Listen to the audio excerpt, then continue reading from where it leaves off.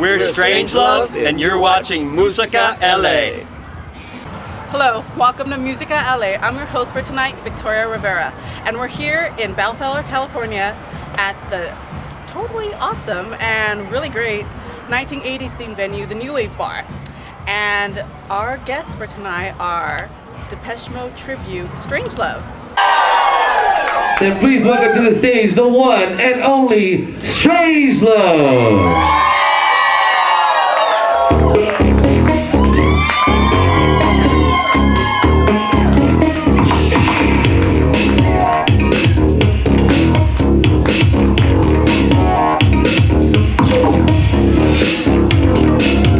Let me take you on a trip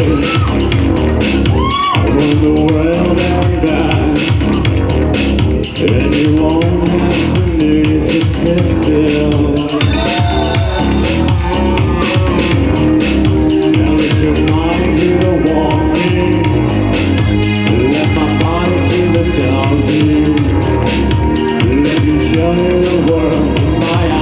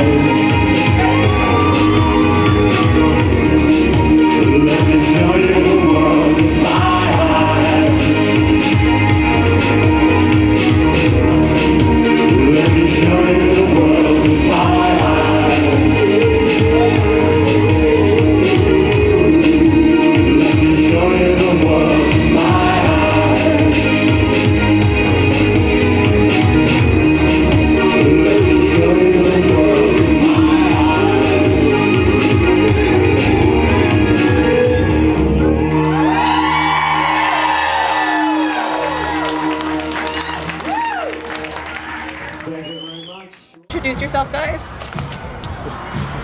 I'm in the Fletch. Jim Evans is my real name. I play synth and background vocals. My stage name is Counterfeit Martin, and my name's Brent Meyer, and I play Martin Gore in the band. I'm Devotional Dave, and my real name is Freddie Morales, and I play the role of Dave Gahan. Stage name is Alan Wildest, real name Dave Seppi, and I play Alan Wilder in the band.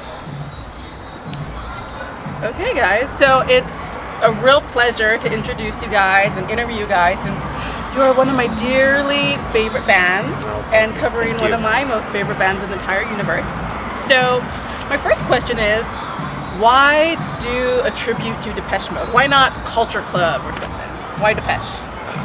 I mean, I'll speak for myself, but I think, Depeche Mode's got a lot of songs, and throughout my childhood, it was like this, it's going to sound weird, but the soundtrack of my life, learning keyboards and all that, and why not? I mean, I never thought that I would have this role of showcasing Depeche Mode's music with all these friends who are also devoted and true fans of Depeche Mode. So that's what Strangelove is all about. It's about fans in the band who are showcasing just the incredible music of Depeche Mode. Yeah, I'd add to that. It's like a communal fan experience, and we're fans, and everybody there is fans, and it's all like we're all collectively going to Depeche Mode church. Awesome. Church of Depeche. That's right. Music for the masses. Brilliant. So, being that I guess a lot of people can make this assumption or misconception that a cover band or a tribute is fake. That they must be put on this grand illusion. They're not really singing. They can't really play those instruments. But I can verify by seeing you guys that is not the case. So can you tell me what goes into the music production and vocal, capabilities to create such a show? Well, there's a lot of work involved in the tribute band. There's a difference from a cover and tribute. Cover is a band who plays everybody's music in their own style. A tribute band is a band that states and just remasters and replicates the music of the original band, and not just the music, the style, everything from the band, logos, and but there's a lot of work as far as like we've all done our original music. Dave has done original music. I've done original music. Brent has done a lot of original music as far as, so we've all had that background, but there's a lot of work, and I like that because we're using today's technology in showcasing and doing just not just the music, the show, the lights, the wardrobe, of course. So there's a lot, and I like it. This is the first time for me.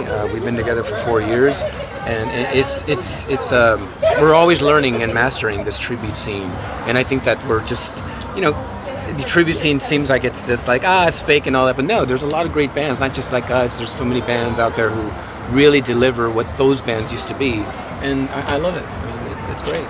Just this new generation to get exposed to that. So. That's great. That's awesome. You guys really put a lot of work into it. So, what could you say is the whole essence of creating a show?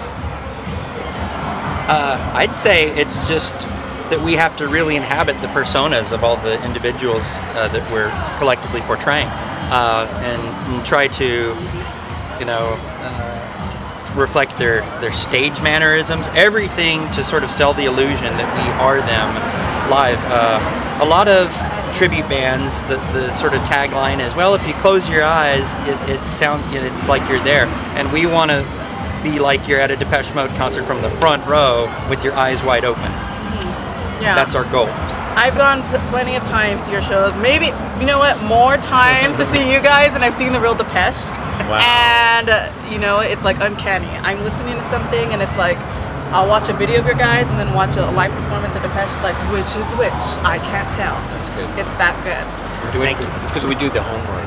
Doing the homework. And I mean, look, seriously, we wouldn't be doing this if we didn't like the music, if we didn't like the style, if we didn't like the presentation. I mean, I think everyone represents the band just the way they are, and like they were the way they were back then and the way they are today. We all have that big role of showcasing that. I mean, we have the emulators up on stage. We bring what Depeche Mode was bringing in the early 80s, and that's what these kids want to see. Yeah. And Strangelove is always evolving. Our set list is just growing. Tonight we're going to have new songs. We forgot to Debuting some new mention songs. it's Valentine's Day. Yes. It's Valentine's night, actually. So we get plenty of Depeche love songs. Exactly, but especially with Mamati. That's right. Marty usually gets that's his domain. All the love songs. All the lust and the love and the hurt Yeah. and sadness. Exactly. So I'm singing a bit more than usual tonight, which is fun. Well, it's great to see because it's a treat that, not even the real fans, when they're seeing Depeche Mode, get a chance to really hear Martin sing that often. Right. So that's really cool. There's a lot of Marty's fans out there. So Yes. And Brent's got an amazing, beautiful voice. So If worst comes to worst, Depeche could Oh. hire you. You know, hopefully it won't come. But Dean said that, you know, have such a long-spanning career. Depeche Mode has been around for over 30 years. Strangelove has been around, just celebrating their 4th anniversary, and you guys already have such a following and such a fan base here in the U.S. and especially like in Mexico. And you guys even played the Dominican Republic. yes. So what is it like tapping into a Latino market, a Latino demographic? You know, let me tell you, the Latino market is just amazing, embracing the 80s, especially like bands like Duran Duran and Depeche Mode. They love it. We've been to Mexico several times, and we've got some shows coming up in 2014 out in Mexico, Guadalajara, and we have a show coming up in Tijuana at the Hangar. They And go also, crazy for you out no, there. it's amazing. Mexicali and You it's guys just, have billboards, newspaper articles, No, right? there's it's almost a little bit of like Beatlemania there. Yeah. And I think a lot of that is because some of those, they're huge populations and they're underserved. You know, Depeche Mode, if they play Mexico at all, it's usually a date or two in Mexico City, and the entire rest of the country doesn't get to see them. So when we go, it's a real treat, and all the fans kind of gather up, so it's nice. Come to town, Strangelove's here. yeah, it's been great. It's been great, and you know, we want to thank all the fans who support us, and our numbers have just gone crazy after our Access TV show we did, which was a national TV broadcast. Of Yeah, you putting guys, Depeche Mode on the congratulations to be Thank you. naming one of the world's greatest tribute bands Oh, for thank Access you. TV. So that the was- world is definitely pleased to have you. map. Well, thank you. At least We're here to give them the magic of what Depeche Mode. Yeah, Awesome. one little bit I'd love to add about that is Mark Cuban, in putting that series together, he was a bit reluctant because he's, I guess, more of a classic rock fan and whatever, AC/DC and that sort of thing. And he was reluctant. It's like, I don't know, Depeche Mode, did they really have the fan base to warrant this? And apparently ours was the episode with the greatest ratings. Wow. So that, had that to proves to you right there. proved to him right there and had to eat a little crow. No, I'm serious. We went to the Dominican Republic, and there were fans with signs. I mean, we'd never been there. It was the first time.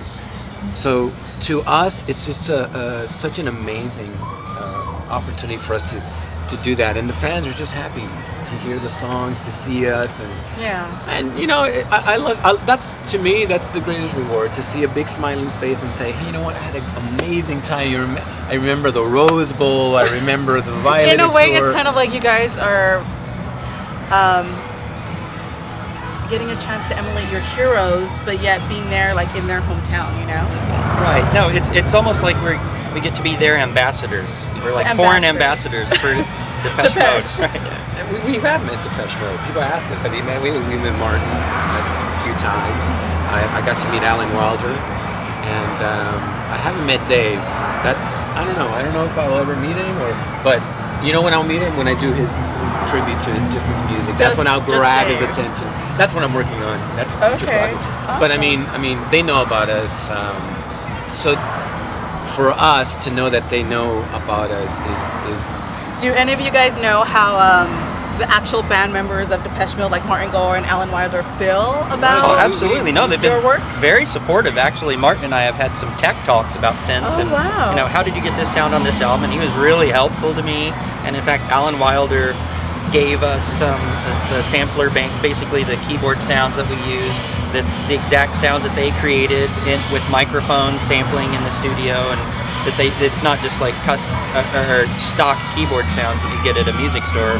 They gave us the sounds that they invented. So you're getting the direct Depeche sound. We are, and Martin has even said specifically about Freddie. It's like, wow, he's really got Dave's moves down. I It's better. right out of Martin Gore's mouth. Better. What about Alan Wilder? Does Alan Wilder ever say anything about Alan Wilder? Alan Wilder. I've just met him once at a Recoil show, and we didn't have time to get into that, but that's your question now. Oh. But I do. I went to a Recoil show once where Martin was DJing, Yeah. but unfortunately, it was chaos. Cannot Yeah. meet Alan Wilder. Yeah. Good show though. Good show. No, it was good. One in a lifetime opportunity there. It's like, when is that gonna happen? So recently, Depeche Mode just came out with an album, Delta Machine, Yes. last year in 2013, Yes. and they're finishing up their world tour. Yep. So what can we expect from Strangelove? What Well, can we see? I'm so excited because now that Depeche Mode is finishing up their Delta Machine, we are now have gone in the studio. We put a lot of work in our music. We go back in the studio and we got some really killer tracks from Delta Machine. We got Angel. We got Soothe My Soul, which is always and fun to now hear. we're going to be playing tonight.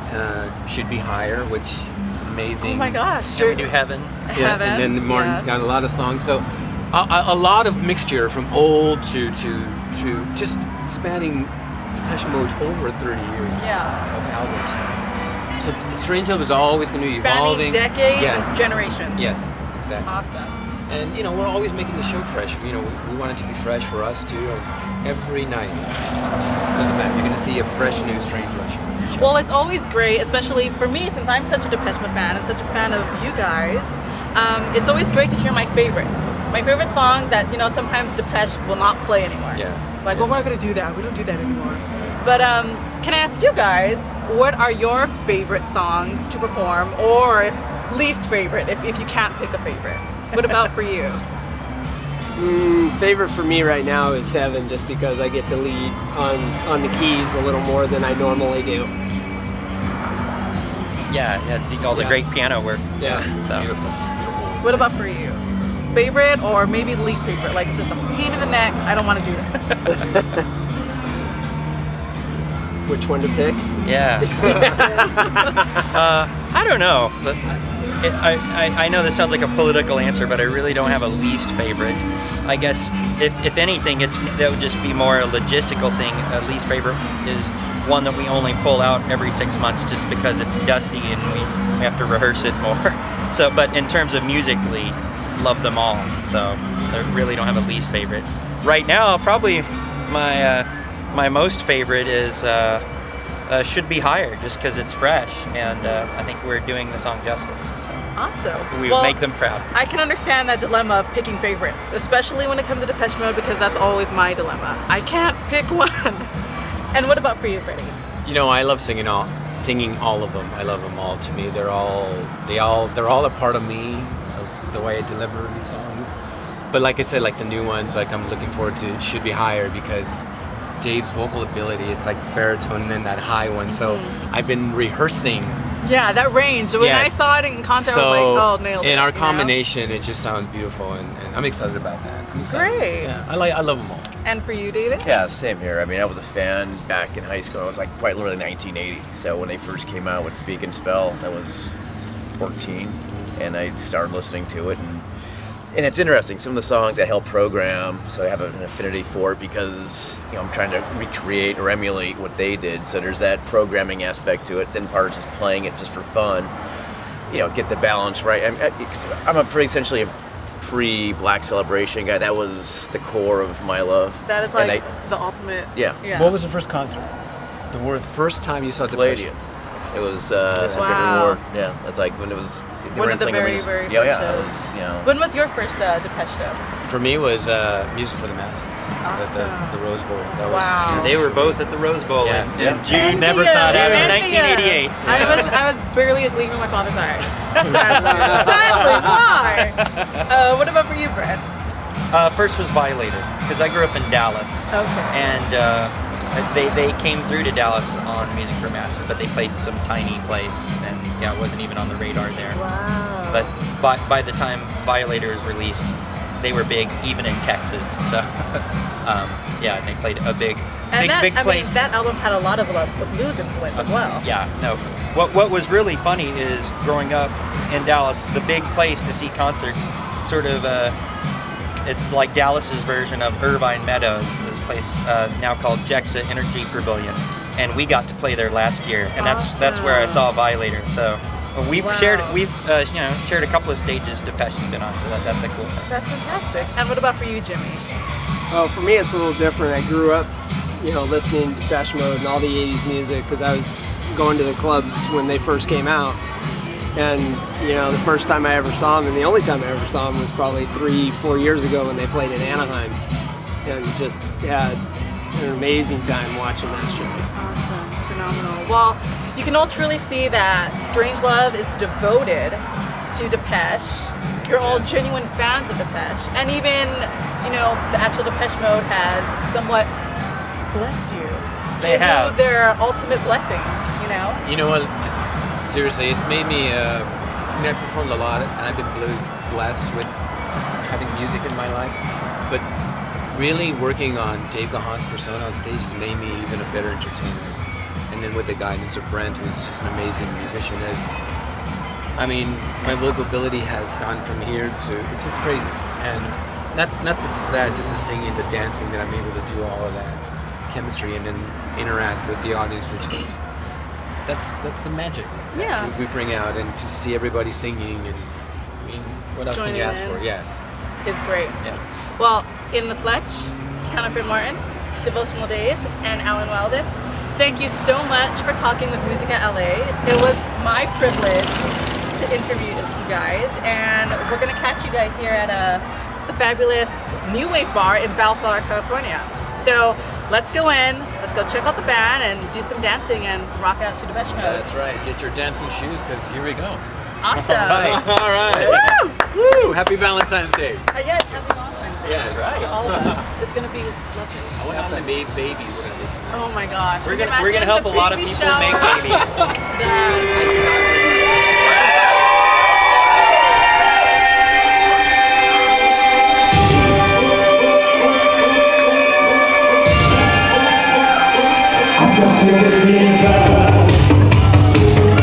If all I do is just a question of time before the one that hands on you, and if you just like the rest, I'll take it deeper. It's just a question of time.